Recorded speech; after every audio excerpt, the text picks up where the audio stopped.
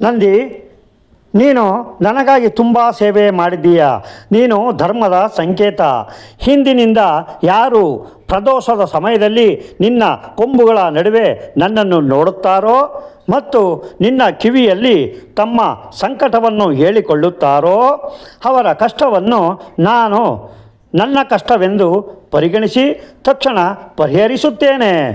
ನನ್ನ ಬಳಿ ಬರುವ ಮುನ್ನ ನಿನ್ನ ಬಳಿ ಬಂದು ಅನುಮತಿ ಕೇಳುವವರನ್ನು ನಾನು ಹೆಚ್ಚು ಪ್ರೀತಿಸುತ್ತೇನೆ. ನೀನು ಕೇಳಿಸಿಕೊಂಡರೆ ನಾನು ಕೇಳಿಸಿಕೊಂಡಂತೆ ಎಂದು ವರ ನೀಡಿದನು. ಅದಕ್ಕಾಗಿಯೇ ವೀಕ್ಷಕರೇ, ಶಿವನಿಗಿಂತ ಮೊದಲು ನಾವು ನಂದಿಯನ್ನು ಮೆಚ್ಚಿಸಬೇಕು. ಶಿವನು ಯೋಗಿ, ಆತ ಹೆಚ್ಚಾಗಿ ಧ್ಯಾನದಲ್ಲಿ ಇರುತ್ತಾನೆ.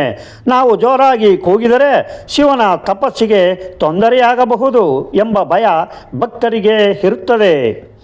ಒಬ್ಬ ದೊಡ್ಡ ಅಧಿಕಾರಿಯನ್ನು ನೋಡಬೇಕಾದರೆ ಹೇಗೆ ಮೊದಲು ಆಪ್ತ ಸಹಾಯಕರನ್ನು ಮಾತನಾಡಿಸಬೇಕು, ಹಾಗೆಯೇ ಭಗವಾನ್ ಶಿವನನ್ನು ನೋಡುವ ಮುನ್ನ ನಂದಿಯನ್ನು ಮಾತನಾಡಿಸಬೇಕು. ನಂದಿ ಯಾವಾಗಲೂ ಎಚ್ಚರವಾಗಿದ್ದು ಕಣ್ಣು ಮಿಟುಕಿಸದೆ ಶಿವನ ಬಾಗಿಲು ಕಾಯುತ್ತಿರುತ್ತಾನೆ. ಭಕ್ತರ ಸಣ್ಣ ಪಿಸು ಮಾತನ್ನು ಕೂಡ ಆತ ತನ್ನ ಒಡೆಯನಿಗೆ ತಲುಪಿಸುತ್ತಾನೆ. ನಂದಿ ಶಿವನಿಗೆ ಕೇವಲ ವಾಹನವಲ್ಲ, ಆತ ಶಿವನ ಆತ್ಮೀಯ ಗೆಳೆಯ, ಶಿವನ ಮೊದಲ ಭಕ್ತ. ಆದ್ದರಿಂದಲೇ ನಂದಿಯ ಅನುಮತಿ ಇಲ್ಲದೆ ಶಿವನ ದರ್ಶನ ಸಿಗುವುದಿಲ್ಲ. ವೀಕ್ಷಕರೇ, ಈಗ ವಿಡಿಯೋದ ಅತ್ಯಂತ ಮುಖ್ಯ ಭಾಗಕ್ಕೆ ಬರೋಣ. ಎಷ್ಟು ಜನ ದೇವಸ್ಥಾನಕ್ಕೆ ಹೋಗುತ್ತಾರೆ, ನಂದಿಯ ಕಿವಿಯಲ್ಲಿ ಏನೋ ಹೇಳುತ್ತಾರೆ, ಆದರೆ ಅವರಿಗೆ ಫಲ ಸಿಗುವುದಿಲ್ಲ. ಅವರು ಬಂದು ಹೇಳುತ್ತಾರೆ, ನಾವು ಎಷ್ಟೋ ಸಲ ಹೇಳಿದ್ದೇವೆ, ಆದರೆ ದೇವರು ನಮ್ಮ ಮಾತು ಕೇಳಿಲ್ಲ ಎಂದು. ಏಕೆ ಗೊತ್ತಾ? ಅವರಿಗೆ ಸರಿಯಾದ ವಿಧಾನ ಗೊತ್ತಿರುವುದಿಲ್ಲ. ಸುಮ್ಮನೆ ಹೋಗಿ ಹೇಳಿದರೆ ಪ್ರಯೋಜನವಿಲ್ಲ. ಅದಕ್ಕೊಂದು ಶಾಸ್ತ್ರೋಕ್ತವಾದ ಪದ್ಧತಿ ಇದೆ. ಅದನ್ನು ತಪ್ಪದೇ ಪಾಲಿಸಿದರೆ ಮಾತ್ರ ಫಲ ಸಿಗುತ್ತದೆ. ದಯವಿಟ್ಟು ಗಮನವಿಟ್ಟು ಕೇಳಿ. ಪ್ರತಿಯೊಂದು ಹಂತವೂ ಮುಖ್ಯ.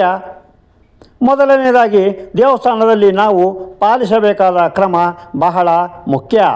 ದೇವಸ್ಥಾನಕ್ಕೆ ಹೋದ ತಕ್ಷಣ ನೇರವಾಗಿ ನಂದಿಯ ಕಿವಿಯಲ್ಲಿ ಹೇಳಲು ಹೋಗಬಾರದು.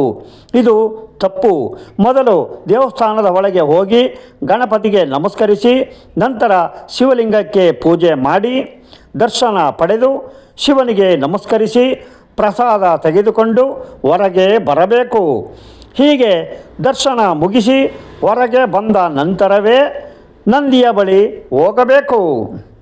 ಏಕೆಂದರೆ ಶಿವನ ಅನುಗ್ರಹ ಪಡೆದು ಬರುವ ಭಕ್ತರನ್ನು ಕಂಡರೆ ನಂದಿಗೆ ಪ್ರೀತಿ ಜಾಸ್ತಿ. ಎರಡನೇದಾಗಿ, ಯಾವ ಕಿವಿ ಎನ್ನುವುದು ತುಂಬ ಮುಖ್ಯವಾದ ಪ್ರಶ್ನೆ. ಶಾಸ್ತ್ರಗಳ ಪ್ರಕಾರ ನಾವು ನಂದಿಯ ಬಲಕಿವಿಯಲ್ಲಿ, ಅಂದರೆ ಬಲಗಡೆಯ ಕಿವಿಯಲ್ಲಿ ಮಾತ್ರ ನಮ್ಮ ಆಸೆಯನ್ನು ಹೇಳಬೇಕು. ಏಕೆಂದರೆ ಎಡಕಿವಿಯಲ್ಲಿ ಹೇಳಿದ್ದು ಹೊರಗೆ ಹೋಗಬಹುದು, ಆದರೆ ಬಲಕಿವಿಯಲ್ಲಿ ಹೇಳಿದ್ದು ನೇರವಾಗಿ ಹೃದಯಕ್ಕೆ ಮತ್ತು ಮನಸ್ಸಿಗೆ ನಾಟುತ್ತದೆ. ಅದು ಶಿವನಿಗೆ ತಲುಪುತ್ತದೆ. ಎಡಕಿವಿಯನ್ನು ಮುಚ್ಚಿಕೊಂಡು ಬಲಕಿವಿಯಲ್ಲಿ ಹೇಳಬೇಕು. ಮೂರನೇದಾಗಿ, ಹೇಳುವ ವಿಧಾನ ಕೂಡ ಅಷ್ಟೇ ಮುಖ್ಯ. ನೀವು ನಿಮ್ಮ ಕಷ್ಟವನ್ನು ಹೇಳುವಾಗ ನಿಮ್ಮ ಎರಡೂ ಕೈಗಳಿಂದ ನಿಮ್ಮ ಬಾಯಿಯನ್ನು ಮತ್ತು ನಂದಿಯ ಕಿವಿಯನ್ನು ಮುಚ್ಚಿಕೊಳ್ಳಬೇಕು. ಇದು ಏಕೆಂದರೆ ಇದಕ್ಕೆ ಮುಖ್ಯವಾಗಿ ಎರಡು ಕಾರಣಗಳಿವೆ. ಒಂದು, ಮಾತನಾಡುವಾಗ ನಿಮ್ಮ ಬಾಯಿಂದ ಬರುವ ಉಸಿರು ನಂದಿಯ ವಿಗ್ರಹವನ್ನು ಸ್ಪರ್ಶಿಸಬಾರದು. ಏಕೆಂದರೆ ದೇವರಿಗೆ ಮನುಷ್ಯರ ಉಸಿರು ತಾಗುವುದು ಅಶುದ್ಧ ಎಂದು ಹೇಳಲಾಗುತ್ತದೆ. ಇನ್ನೊಂದು ಕಾರಣವೇನೆಂದರೆ, ನೀವು ಹೇಳುವ ಮಾತು ಪಕ್ಕದಲ್ಲಿ ನಿಂತಿರುವವರಿಗೆ ಕೇಳಿಸಬಾರದು. ಅದು ನಿಮಗೂ ಮತ್ತು ನಂದಿಗೂ ನಡುವಿನ ಪರಮ ರಹಸ್ಯವಾಗಿರಬೇಕು. ಗಟ್ಟಿಯಾಗಿ ಊರೆಲ್ಲ ಕೇಳಿಸುವ ಹಾಗೆ ಹೇಳಬಾರದು. ಅದು ಕೇವಲ ನಿಮ್ಮ ಮತ್ತು ದೇವರ ನಡುವಿನ ಮಾತುಕತೆ ಆಗಿರಬೇಕು. ನಾಲ್ಕನೇದಾಗಿ, ಕಷ್ಟ ಹೇಳುವ ಮೊದಲು ಸುಮ್ಮನೆ ಶುರು ಮಾಡಬೇಡಿ. ಮೊದಲು ನಂದಿಯ ಕಿವಿಯಲ್ಲಿ ಓಂ ಎಂದು ಅಥವಾ ಓಂ ನಮಃ ಶಿವಾಯ ಎಂದು ಶಿವನ ಮೂಲ ಮಂತ್ರ ಹೇಳಿ, ಅಥವಾ ನಂದಿಕೇಶ್ವರಾಯ ನಮಃ ಎಂದು ಹೇಳಿ. ನಂತರ ನಂದಿ ತಂದೆ, ನನ್ನ ಈ ಆಸೆಯನ್ನು ಈಡೇರಿಸು, ನನ್ನ ಕಷ್ಟವನ್ನು ಶಿವನಿಗೆ ತಲುಪಿಸು, ನೀನೇ ನನಗೆ ಗತಿ ಎಂದು ಭಕ್ತಿಯಿಂದ ಕೇಳಿಕೊಳ್ಳಬೇಕು. 5ನೇದಾಗಿ, ಕೇವಲ ಬಾಯಲ್ಲಿ ಹೇಳಿ ಬಂದರೆ ಸಾಲದು. ನಂದಿಗೆ ಕೃತಜ್ಞತೆ ಸಲ್ಲಿಸಬೇಕು. ನಂದಿಯ ಮುಂದೆ ವೀಳ್ಯದ ಎಲೆ, ಅಡಕೆ, ಬಾಳೆಹಣ್ಣು ಅಥವಾ ಸ್ವಲ್ಪ ಬೆಲ್ಲವನ್ನು ನೈವೇದ್ಯವಾಗಿ ಇಡಬೇಕು. ಸಾಧ್ಯವಾದರೆ 1-2 ರೂಪಾಯಿ ದಕ್ಷಿಣೆಯನ್ನು ನಂದಿಯ ಮುಂದೆ ಇಟ್ಟು ಬರಬೇಕು. ಖಾಲಿ ಕೈಯಲ್ಲಿ ಹೋಗಿ ದೇವರ ಬಳಿ ಏನನ್ನು ಕೇಳಬಾರದು. ಇಲ್ಲಿ ಇನ್ನೊಂದು ದೊಡ್ಡ ಎಚ್ಚರಿಕೆ ಇದೆ. ಮುಖ್ಯವಾಗಿ ಬೇರೆಯವರ ಬಗ್ಗೆ ಕೆಟ್ಟದನ್ನು ಅಥವಾ ಶಾಪವನ್ನು ಎಂದಿಗೂ ಕೇಳಬಾರದು. ನನ್ನ ಶತ್ರು ನಾಶವಾಗಲಿ, ಅವನಿಗೆ ಕೆಟ್ಟದ್ದಾಗಲಿ, ಅವನ ಕಾಲು ಮುರಿಯಲಿ, ಅವನು ಹಾಳಾಗಿ ಹೋಗಲಿ ಎಂದು ಕೇಳಿದರೆ ನಂದಿ ನಿಮ್ಮನ್ನು ಶಪಿಸುತ್ತಾನೆ. ನಂದಿ ಧರ್ಮದೇವತೆ, ಆತ ಕೆಟ್ಟದ್ದನ್ನು ಆಲಿಸುವುದಿಲ್ಲ. ಅಂತಹ ಮಾತುಗಳನ್ನು ಕೇಳಿದರೆ ಆತ ಶಿವನ ಬಳಿ ಹೋಗಿ ನಿಮಗೆ ಶಿಕ್ಷೆ ಕೊಡಿಸುತ್ತಾನೆ. ಕೇವಲ ನಿಮ್ಮ ಧರ್ಮಬದ್ಧವಾದ ಆಸೆಯನ್ನು ಮಾತ್ರ ಕೇಳಬೇಕು. ಉದಾಹರಣೆಗೆ, ನನ್ನ ಸಾಲ ತೀರುವಂತೆ ಮಾಡು, ನನ್ನ ಆರೋಗ್ಯ ಕಾಪಾಡು, ನನ್ನ ಮಕ್ಕಳಿಗೆ ಒಳ್ಳೆಯ ವಿದ್ಯೆ ಕೊಡು, ಮಗಳಿಗೆ ಒಳ್ಳೆಯ ಗಂಡ ಸಿಗಲಿ, ನನ್ನ ಕುಟುಂಬಕ್ಕೆ ನೆಮ್ಮದಿ ಕೊಡು. ಇಂತಹ ಸಾತ್ವಿಕವಾದ ಒಳ್ಳೆಯ ವಿಷಯಗಳನ್ನು ಮಾತ್ರ ಕೇಳಬೇಕು. ಈ ಶುಕ್ರವಾರ ಬಂದಿರುವ ಪ್ರದೋಷ ಸಾಮಾನ್ಯ ಪ್ರದೋಷವಲ್ಲ. ಇದನ್ನು ಶುಕ್ರ ಪ್ರದೋಷ ಎನ್ನುತ್ತಾರೆ. ಶುಕ್ರವಾರ ಎಂದರೆ ಸಾಕ್ಷಾತ್ ಮಹಾಲಕ್ಷ್ಮಿಯ ವಾರ. ಜ್ಯೋತಿಷ್ಯ ಶಾಸ್ತ್ರದ ಪ್ರಕಾರ ಶುಕ್ರ ಗ್ರಹವು ಐಶ್ವರ್ಯ ಮತ್ತು ಸುಖಕ್ಕೆ ಕಾರಕ. ಈ ದಿನ ಯಾರು ಶಿವ ಮತ್ತು ನಂದಿಯನ್ನು ಪೂಜಿಸುತ್ತಾರೋ ಅವರ ಸಾಲಬಾಧೆ ತೀರುತ್ತದೆ ಮತ್ತು ಮನೆಯಲ್ಲಿ ಐಶ್ವರ್ಯ ವೃದ್ಧಿಯಾಗುತ್ತದೆ. ಗಂಡ ಹೆಂಡತಿಯ ಜಗಳ ದೂರವಾಗುತ್ತದೆ. ಇದಕ್ಕೆ ಸಾಕ್ಷಿಯಾಗಿ ಒಂದು ಸಣ್ಣ ಮನಮುಟ್ಟುವ ಕತೆ ಹೇಳುತ್ತೇನೆ, ಕೇಳಿ. ಒಂದು ಊರಿನಲ್ಲಿ ಸುಮತಿ ಎಂಬ ಒಬ್ಬ ಬಡ ಮಹಿಳೆ ಇದ್ದಳು. ಅವಳ ಜೀವನ ತುಂಬ ಕಷ್ಟದಲ್ಲಿತ್ತು. ಗಂಡ ಸೋಮನಿಗೆ ದೊಡ್ಡ ಕಾಯಿಲೆ ಬಂದು ಹಾಸಿಗೆ ಹಿಡಿದಿದ್ದನು. ಮನೆಯಲ್ಲಿ ದುಡಿಯುವವರು ಯಾರೂ ಇರಲಿಲ್ಲ. ಮಕ್ಕಳಿಗೆ ಊಟವಿಲ್ಲ. ಮನೆಯಲ್ಲಿ ಬಡತನ ತಾಂಡವವಾಡುತ್ತಿತ್ತು. ಹಾಲಿನ ಹಣ ಕೊಡಲು ಕೂಡ ಕಾಸಿರಲಿಲ್ಲ. ಸಾಲಗಾರರು ಮನೆ ಬಾಗಿಲಿಗೆ ಬಂದು ಅವಮಾನ ಮಾಡುತ್ತಿದ್ದರು.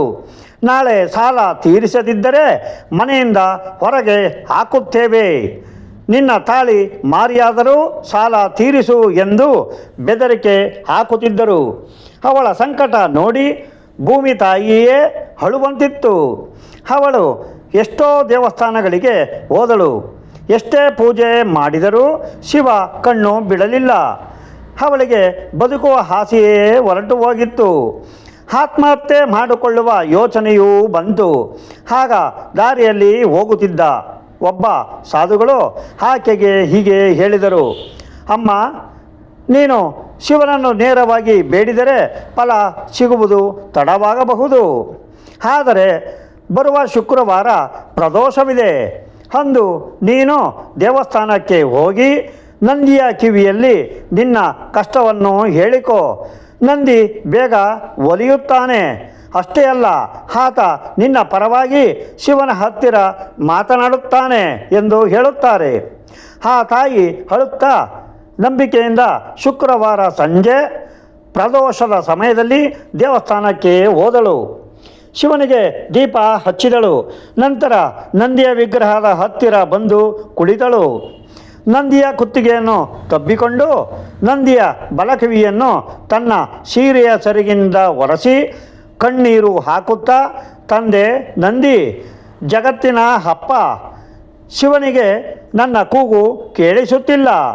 ನೀನಾದರೂ ನನ್ನ ಕಷ್ಟವನ್ನು ಆತನಿಗೆ ತಲುಪಿಸಪ್ಪ.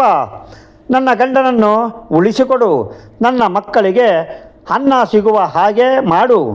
ನನ್ನ ಮಾನ ಕಾಪಾಡು. ನೀನೇ ನನ್ನ ತಂದೆ, ನೀನೇ ನನ್ನ ತಾಯಿ ಎಂದು ಎದೆಯಾಳದಿಂದ ಬೇಡಿಕೊಂಡಳು. ಅವಳ ಕಣ್ಣೀರು ನಂದಿಯ ವಿಗ್ರಹದ ಮೇಲೆ ಬಿತ್ತು. ಅಚ್ಚರಿ ಎಂದರೆ ಆಕೆ ದೇವಸ್ಥಾನದಿಂದ ಮನೆಗೆ ಹೋಗುವಷ್ಟರಲ್ಲಿ ಪವಾಡ ನಡೆದಿತ್ತು. ಆಕೆಯ ಮನೆಗೆ ಒಬ್ಬ ವೈದ್ಯರು ಬಂದರು. ಅವರು ಉಚಿತವಾಗಿ ಆಕೆಯ ಗಂಡನಿಗೆ ಚಿಕಿತ್ಸೆ ನೀಡಿದರು. ಗಂಡನ ಆರೋಗ್ಯದಲ್ಲಿ ಚೇತರಿಕೆ ಕಂಡುಬಂತು. ಅಷ್ಟೇ ಅಲ್ಲ, ಅವರ ಹಳೆಯ ಸಂಬಂಧಿಯೊಬ್ಬರು ಬಂದು ನಿಮ್ಮ ಕಷ್ಟ ಕೇಳಿದೆ ಎಂದು ಹಣದ ಸಹಾಯ ಮಾಡಿದರು. ಸಾಲಗಾರರ ಮನಸ್ಸು ಬದಲಾಗಿ ಸಮಯ ಕೊಟ್ಟರು. ಕೆಲವೇ ದಿನಗಳಲ್ಲಿ ಗಂಡನಿಗೆ ಕೆಲಸ ಸಿಕ್ಕಿ ಸಾಲ ತೀರಿಸಿದರು. ಅವರ ಬದುಕು ಬಂಗಾರವಾಯಿತು. ಇದು ನಂದಿಯ ಮೇಲಿರುವ ನಂಬಿಕೆಯ ಶಕ್ತಿ. ನಂದಿ ಕೇಳಿದರೆ ಶಿವ ಕೇಳಿದಂತೆ. ವೀಕ್ಷಕರೇ, ನಂಬಿಕೆ ಇದ್ದರೆ ಕಲ್ಲು ಕೂಡ ದೇವರಾಗುತ್ತದೆ.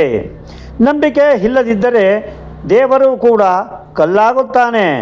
ಈ ಶುಕ್ರವಾರ ಸಂಜೆ ಸೂರ್ಯ ಮುಳುಗುವ ಸಮಯದಲ್ಲಿ, ಅಂದರೆ ಪ್ರದೋಷ ಕಾಲದಲ್ಲಿ ಸಂಜೆ 6 ಗಂಟೆಯಿಂದ 7:30 ಒಳಗೆ ನಿಮ್ಮ ಹತ್ತಿರದ ಶಿವನ ದೇವಸ್ಥಾನಕ್ಕೆ ಹೋಗಿ ಒಂದು ತುಪ್ಪದ ದೀಪ ಹಚ್ಚಿ ನಂದಿಗೆ ಸ್ವಲ್ಪ ಗರಿಕೆ ಮತ್ತು ಬಿಲ್ವಪತ್ರೆ ಅರ್ಪಿಸಿ ನಂದಿಯ ಬಲಕಿವಿಯಲ್ಲಿ ಮನಃಪೂರ್ವಕವಾಗಿ ಸಂಕೋಚ ಬಿಟ್ಟು ನಿಮ್ಮ ಮನಸ್ಸಿನ ನೋವನ್ನು, ಸಾಲದ ಸಮಸ್ಯೆಯನ್ನು ಹೇಳಿಕೊಳ್ಳಿ. ಖಂಡಿತವಾಗಿಯೂ ಮುಂದಿನ ಪ್ರದೋಷ ಬರುವುದರೊಳಗೆ ನಿಮ್ಮ ಕಷ್ಟಕ್ಕೆ ಒಂದು ದಾರಿ ಸಿಗುತ್ತದೆ.